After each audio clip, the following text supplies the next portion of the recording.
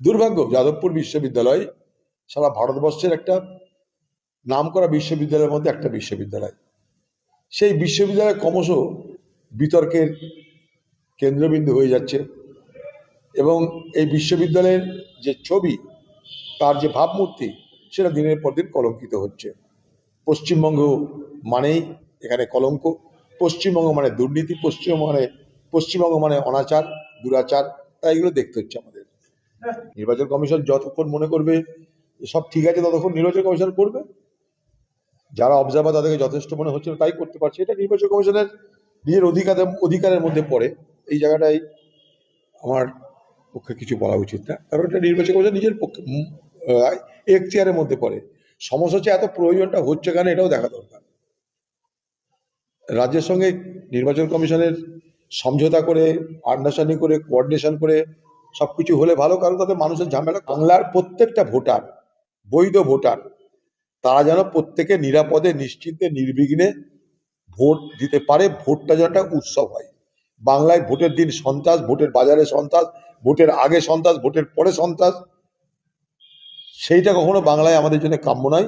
তার জন্য 1 দফা কেন 10 দফা, 20 দফা, 500 দফা করতে পারে, আমাদের কোনো আপত্তি নাই, প্রোভাইডেড ভোট নিরাপদ হবে, মানুষ ফ্রি অ্যান্ড ফেয়ার ইলেকশন করতে পারে। করতে করতে সময় কাল সব ভুলে যাচ্ছে, তো কি করা যাবে। যাকে বুঝিয়ে সে তৃণমূলের পাকা দালাল, তার আরেকজন ছিল, তারই ভাই না কি হয়, সে আরেক দালাল ছিল। দালালে ভর্তি চারিদিক। দিদি একটা পুরস্কার চালু করুন, দালাল স্ত্রী।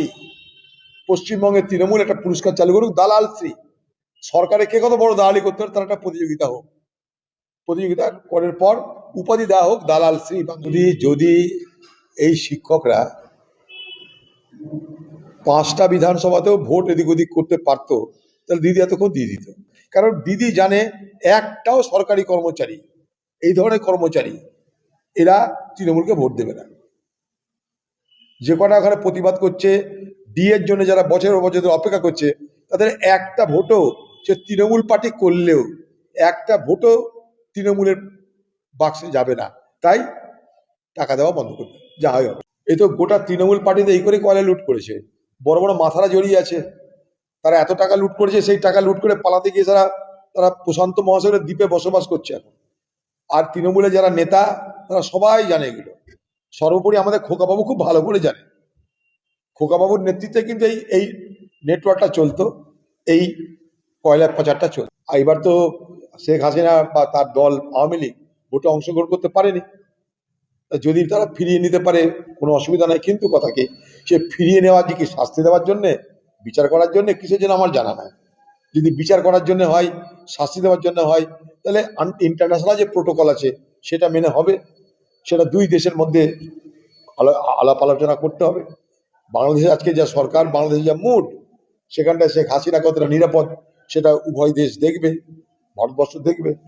বাংলাদেশ জামাত পার্টি তো 68টা ভোট পেয়েছে, জামাতের শক্তি বাড়ছে, সে যেখানেই বাড়ুক তাদের। পশ্চিমবঙ্গের পাশে বিহারের যেগুলো উর্দু ভাষী এলাকা, সেখানটাই মিমের ক্ষমতা বেড়েছে। এটার সঙ্গে এটা আমি এক করতে রাজি না। ওটা এক দেশ, এটা আরেক দেশ। এর আগেও জামাতরা সরকারে ছিল, কোনো সময় সমর্থনও করেছিল, সংখ্যা কম ছিল, 18টা সিট ছিল আগে জামাতদের, 68টা হয়েছে। ভারতবর্ষে বিজেপির কখনো 2টো সিট ছিল, এখন ভারত সরকার চালাচ্ছে। আগামী দিনে জামাতাও বাংলাদেশ শাসন করতে পারে, সেখানকার মানুষের উপর নির্ভর করছে।